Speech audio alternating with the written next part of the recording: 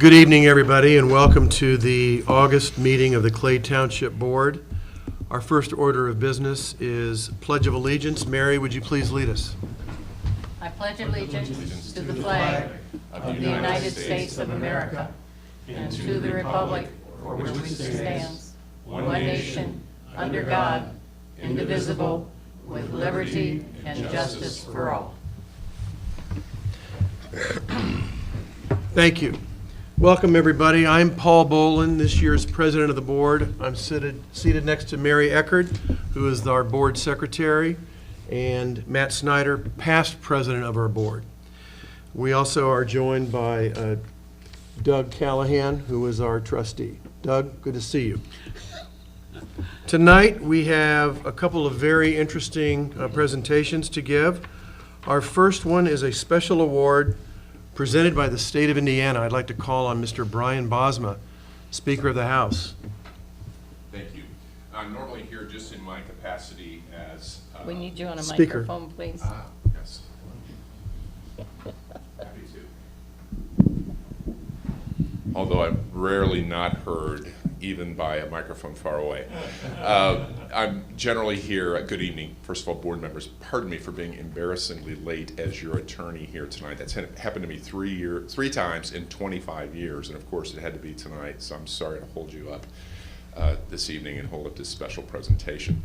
It's been my pleasure to work with the Township Board in over the last quarter of a century as their legal counsel nearly, and with the Carmel Clay Board of Parks and Recreation, and during that same period of time. And I've had the chance to work with a lot of dedicated public servants, and first came to know Dr. Jim Dillon, although I'd heard his name before. I came to know Jim personally when I first started working with the board, and he was the president at the time. Also got to know his wife Sue, who was either the president or the co-president of the Parks Board, and when we went through quite a bit of work for the community to create a vision for the future. And while I knew Jim was a doctor, because it was Dr. Jim Dillon, I didn't know much about him personally, and got to know through his work as a board member here and other community service just what a dedicated public servant he was, what an accomplished individual. He has been the motivating force, along with others here, of course, behind so many improvements in the medical services, the emergency medical services that are received by the Carmel Clay residents through the departments here. And on top of that, he's one of the leading heart health advocates in our state. As this discussion about an award, a recognition for Jim from the state of Indiana began, I asked for Vita, and when I got to the 17th page of his publications, and I kid you not, and that's eight or 10 per page, I came to know personally what a lifetime of service that Dr. Jim Dillon and his entire family really have given to the community. So I thought it was very appropriate. I do this very rarely, but at Doug Callahan's request, he said, would it be possible for Jim to be recognized as a Sagamore of the Wabash, which some of you may know is the highest civilian award that can be granted by the state of Indiana. And when we approached Governor Eric Holcomb about it, and he kind of heard the story of Jim Dillon, it was no longer a request, it was nearly a demand from Governor Holcomb that Dr. Jim Dillon be recognized as a Sagamore of the Wabash for the state of Indiana. So for some that may not mean much, what is Sagamore? In fact, I saw someone, they had a political campaign brochure that said they were a sycamore of the Wabash on it. This was not the sharpest political knife. But of course, our state's name, Indiana, and the major capital's name, Indianapolis, is based out of really recognition and respect for the fact that we are on former Indian territory, and the Indians that inhabited Indiana generally the chieftains were advised by a larger group, not as depicted in the movies generally, that were recognized as sagamores, or learned elders, elder statesmen for the tribe. And for more than 60 years, our state has recognized those who have given special dedicated service to the state of Indiana as through a Council of the Sagamores of the Wabash Award, which is pretty, they used to be handed out, Jim, like postage stamps, but they've become a pretty rare commodity these days. And if you'd please come up here, I want to read the inscription here. I'd like to do it in the middle, but it's demanded that I speak into the microphone. So first of all, good to see you, sir. So, State of Indiana, Council of the Sagamores of the Wabash, Eric J. Holcomb, Governor of the State of Indiana. Know all men by these presents, whereas the greatness of the sons of Indiana derives in part from qualities possessed by the noble chieftains of the Indian tribes, which once roamed its domain, and whereas it has been the immemorial custom of the state of Indiana to attract to its support those who have exhibited such qualities, and whereas there has endeared himself to the citizens of Indiana one James C. Dillon, M.D., distinguished by his humanity in living, his loyalty in friendship, his wisdom in counsel, and his inspiration in leadership. Now, therefore, recognizing his greatness and desiring to avail myself of his counsel, I do hereby appoint him a chieftain upon my staff with the rank and title of Sagamore of the Wabash. Witness my hand and seal of the Council of the Sagamores this 22nd day of August, 2017. Governor of the State of Indiana, Eric Holcomb. Congratulations, Jim.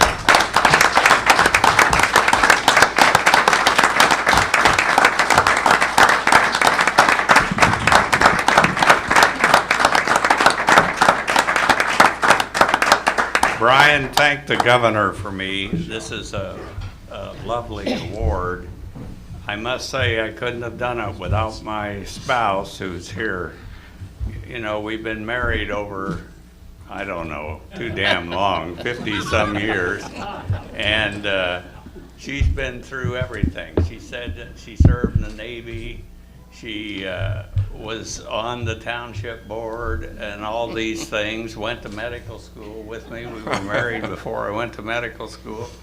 And so she's been down the road, and I couldn't have done it without her.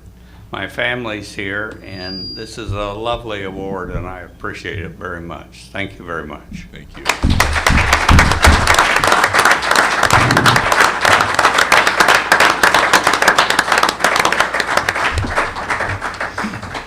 Well, Jim, I'm honored to be on the board when you are being honored with this prestigious award. I also had the honor of serving with you on the township board for 8 years. Mary had an even longer tenure with you on the board. What's interesting is that Dr. Dillon was on the Clay Township board from 1990 to 1998. He said enough was enough, retired, was asked to come back in 2001 to fill the vacancy of a former member that passed away. And then he decided to run again in 2002 for 2 more terms. So technically, Jim was a board member of the Clay Township Board for 17 years. He also filled in ably for a member who also passed away on the Hamilton County Commissioners. And as he told me earlier, he said, don't ask me to fill in for you, it must mean you're dead. So, but that tells you that Jim has had 17, 18 years of service with the township and the county, and innumerable other honors and board memberships for a variety of things during his lifetime. Obviously a very long time, successful, compassionate, caring doctor, and they even went so far as to name a park after him because his family has been in Hamilton County for decades and decades. And I've also had the pleasure of being on the Parks Board with his wife, Sue, who is also a dedicated public servant. And this is old school Carmel family. The Dillons go back for a long time in Carmel. They are what's wonderful about this town, which has evolved into a city. And I'm honored to know them, call them my friends. And this award and others are very deserving of not only Dr. Dillon, but his loving wife, Sue. Mary? Congratulations. We're very proud of you, and I always considered it a pleasure to serve beside you. Whether we were agreeing or not agreeing, we were always civil and got things done. And I think that has been with this board and with the board when I served you. And Bob Book always had such respect for you. And when he told me that he wanted me to run for the township board, he said, you'll get to be with Doc. So I really appreciate you, and congratulations so much. Matt. Well, Doc, I wouldn't be here if it wasn't for you. As I recall, when I was thinking about the run in 2009, my advisors, Jim and Fred, said, well, we want you to run, but you need to go get Doc's blessing first since you're taking his seat. So I remember sitting with you and Sue in your family room one day, and you imposed the gravity of the position and gave me unquantifiable amounts of guidance that I hope I have done well by stepping into your shoes here for the last 6-7 years. So congratulations, really proud of you, and couldn't go to a better guy. Doug. Well, Doc, you know, I've known you for quite a few years, and I can't thank you enough for everything you did while I was at the fire department and here at the trustee's office. And by the way, he hasn't left us yet because he's my deputy trustee. And I wanted somebody that knew the system, and he definitely knows it. Doc, his family goes back to what, 1853? Was he on the Pepperstown board? Your great-great-grandfather or great-grandfather? Yeah, my great-grandfather was on the first township board. Yeah, so, yeah, the Dillons go back a few years. One of the things when I was EMS chief at the fire department back in the 80s and early 90s, when the AEDs came about and everybody was scared to death. I think the EMTs were more scared of them than the public was. But I went to Doc. He's a cardiologist, and I asked him, I said, what do you think and where is this going? He said, I'll tell you where it's going. You're going to see him in buildings everywhere. And I think, you think? He says, oh yeah. Well, he answered the question direct, and look where we're at. They're everywhere. So Doc, and one other thing, when I was in the fire department, I was chief of the department, one of the things that he was also involved, I came down here, and the board was always my friend when I was at the fire department or as trustee. And always thinking about safety. They were always thinking about safety. The 22 outdoor warning sirens in Clay Township started with the board. And Doc, I went to Doc, and he says, oh yeah, let's do it. And so, you know, these were the kind of things that Doc, and you know what, Doc, I think you might give Sue a part of that award.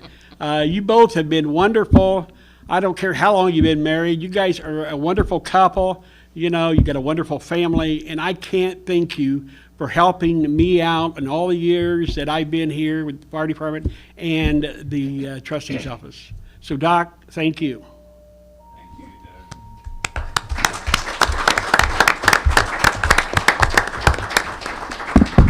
Doug.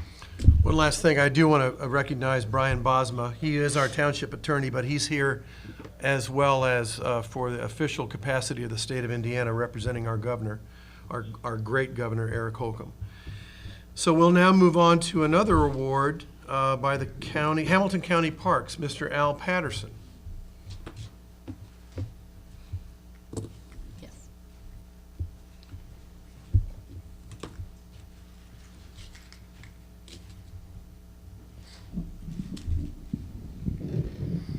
Thank you very much for the ability to come and talk with you today. For the last couple of years, we've had an amazing partnership with Clay Township Trustees Office and Board as a sponsor and a partner and a title sponsor for our gala for our Park Foundation. And this past year, one of the things that came along with was the title sponsorship of our Cool Creek concert series. And on our first concert night, we weren't able to provide this to you, but I wanted to be here, and I wanted to thank you guys, the board and Doug and everybody, so much for your support, your continued support of our programs and everything. And so I have our plaque that says Hamilton County Parks and Recreation proudly recognizes Clay Township Trustees Office and Board for supporting the 2017 Cool Creek Concert Series. It's got our logo and in concert with nature. So thank you guys very much. We really appreciate all of your support.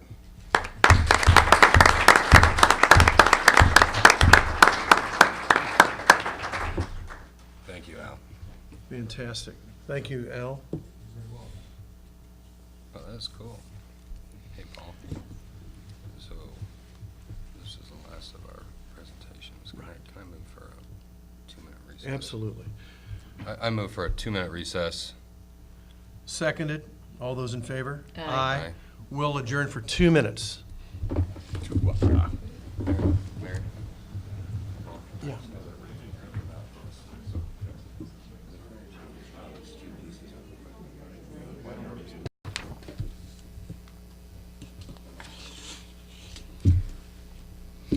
Okay, folks, we're back after our 2-minute recess, and we are going to move on to approval of minutes from the June 27th, 2017 board meeting. May I have a motion? I so move. I second. Any discussion? No. Hearing none, all those in favor signify by saying aye. Aye. Motion carries 3-0 for approval of minutes. No, that's- Are there any public comments this evening? Hearing none, we will move on to action items. Mr. Chairman, Yes. I would move to add an action item regarding a transfer of funds. Okay, we have a motion to add an action item. Is there a second? Second. Any discussion on adding the action item? Hearing none, all those in favor of adding the action item signify by saying aye. Aye. Motion is approved 3-0. And now, Matt, would you please introduce the motion? There's a couple months ago, I was introduced from the fire chief to a need, talking about the facility that we just built for them out at 106th and Gray. Loving it, says it's doing great. Said they did have one problem, they couldn't lift their largest piece of equipment, that they were in need of a couple of lifts. Assistant Chief's here to speak a little more on it because I can't speak technically. If you wouldn't mind stepping up and telling us what these lifts are and what they'll do. Let's have a motion for, do we do discussion first, Brian? It's either way, really. All right, let's do So- discussion first. Good evening, my name is Mark Google, I'm the Assistant Chief of Operations for the Carmel Fire Department. I will speak to you on the rotary lifts that we're looking at purchasing for the CTC or the Center for Training and Maintenance. Currently, we have the ability to lift all of our apparatus off the floor in order to do maintenance work underneath them, except for our tiller ladder. The tiller ladder has an additional set of axles beyond the normal two that we have with the engines, and being able to have an additional 2 lifts to lift the tiller apparatus up en masse so that we can work underneath it would allow us to keep some of our maintenance duties in-house instead of having to send it out somewhere for an additional fee to have somebody else work on the equipment. So that's the main driver behind trying to acquire the 2 additional rotary lifts. Okay, excellent. Thank Any you. questions, board members? Matt, what's your motion then? I would move that we authorize our trustee to transfer up to $60,000, whatever the purchase price is, of existing appropriations within the character for capital outlays for construction to equipment outlays. Okay. Is there a second? I second. Any other questions or discussion? Hearing none, all those in favor signify by saying aye. Aye. Motion will carry 3-0. Thank you. Thank you. Okay, very good. That's our only action item tonight. Information items. We are honored to have Donna Hanson, our caseworker, to have a presentation on township assistance. Donna. And Chief, you are not obligated to stick around if you don't want to.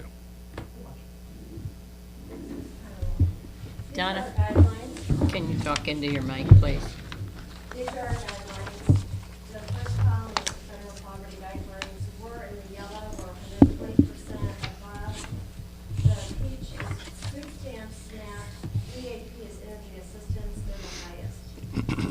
Township financial assistance helps people in an emergency or crisis situation, typically rent and utilities. They are being evicted or utilities disconnected. Township financial assistance is not month to month, and the office has financial guidelines. For 2017, the financial guidelines for one person is $1,206 a month, and that is gross, not net. Township financial assistance is a household application, meaning all adults in the household must be part of the application process, and the total household income is considered. In general, the client has time to improve their situation, to get back on their feet. If they take the recommendations our office gives them on the initial phone call, by utilizing the agencies, and there are many in Hamilton County.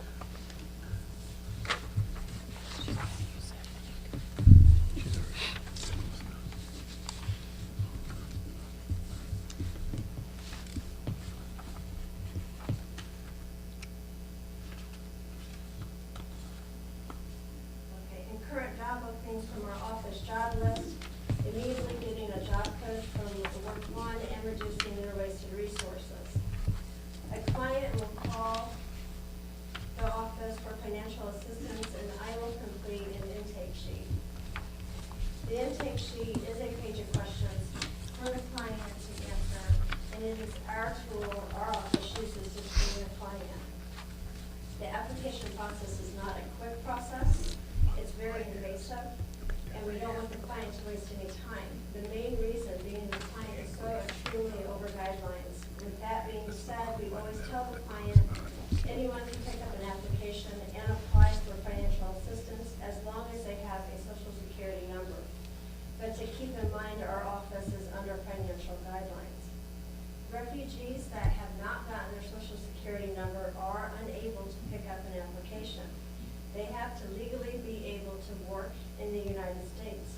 We help refugees by giving them the agencies that can help them, as well as food pantries and ideas to earn income, and I will talk to the agencies on their behalf. We have quite a few. From the answers given on the intake sheet, I am able to recommend agencies able to immediately help their situation. Our office and most of the agencies have a strong partnership. We are in constant communication because the clients go from agency to agency. The agencies require the clients to go through our application process first because we do a full investigation. Every phone call, conversation, appointment, etc. is documented, notes are taken, and entered into Tom's Web. Tom's Web is Township Office Management System software for financial and assistance. At any time, an agency is able to call our office and find out if a person has called our office, gone through our application process, and if they have, then they are able to get the notes on the client. Resources and agencies that I most utilize for our Clay Township, the number one being KG, it's energy assistance for gas and electric. They have an application and financial guidelines. They have the highest financial guidelines of any agency, and their application is very quick and easy. During winter and summer season for KG, clients are required to apply for energy assistance first before they can apply with our office. Family and Social Service Administration, SNAP, food stamps, HIP, financial guidelines, and also an application. Children's Bureau, voucher for child care, counseling for parenting, rent and utilities for families receiving counseling. Food pantries. There are 40 food pantries in Hamilton County. 295 hours a week a pantry is open. This does not include mobile food pantries. Good Samaritan Network, they provide an online directory of all 40 food pantries in Hamilton County. A mobile food pantry, holiday assistance for Thanksgiving and Christmas, partial rent utilities, and a lot of help with refugees. Work One, they offer a job coach, resume interview help, free computer classes. They also host several job fairs. National ABLE is a senior employment agency. 1-877-GET-HOPE is mortgage help for up to a year of no payments without losing their home. housing, there are no low-income housing in Clay Township. Low-income housing charges 30% of monthly income for rent. So we will refer to apartment complexes that are low income, and Westfield and Noblesville have the majority. Our Lady of Mount Carmel, Matthew 25 Center, food pantry, baby pantry, winterwear, tools for school, furniture and appliances, and used vehicle assistance, and they offer a lot of help to the refugees. Trinity Free Clinic, also at Our Lady of Mount Carmel, free medical, dental, and trying to find an eye doctor. Circle of Kindness, Carmel Rotary Club, public rent and utilities. Salvation Army, partial rent and utilities, especially for families with kids in college, or seniors needing a bit extra when extremely over guidelines. Hamilton County Express, $5 one-way public transportation.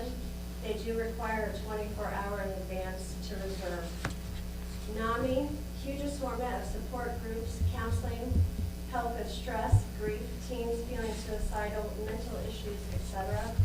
Shepherd Center of Hamilton County, emergency assistance for low or very low income seniors 65 plus.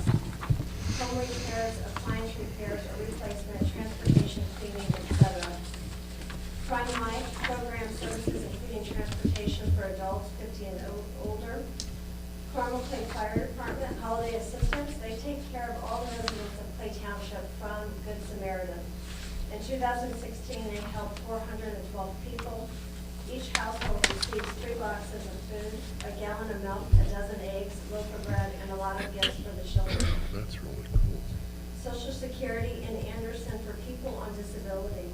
Majority of Clay Township residents on Social Security disability must work part-time in order to pay basic needs of rent and utilities. In 2017, their monthly gross must be less than $1,170 without affecting their monthly Social Security disability. Free tax assistance and counseling sponsored by RPEL each year at Carmel Clay Public Library. Hamilton County Housing Authority for house repairs, window or roof leak. They have application and financial guidelines. Carmel Police Department and Hamilton County Sheriff Department, they help us a great deal. And we recommend they immediately reduce and or eliminate wasted resources. Wasted resources include cable, internet, a cell phone bill over $50, eating out, Starbucks, alcohol, cigarettes, shopping, Suntan City, a total tan, LA Fitness, movie theaters, travel for vacation, too high a car payment. A vehicle is not by statute recognized as a basic necessity. A lot of people call us wanting a car, and we recommend Our Lady Mount Carmel and Grace. If a client comes in to pick up an application for assistance, I will explain the application and all documents required for a complete application. The client will sign legally able to work in the United States and the CICN, which is Central Indiana Community Network form, which gives us permission to talk to other agencies on their behalf. The client will take the application home, and when the application is complete, all required paperwork gathered, the client, all adults in the household, will come in for an appointment.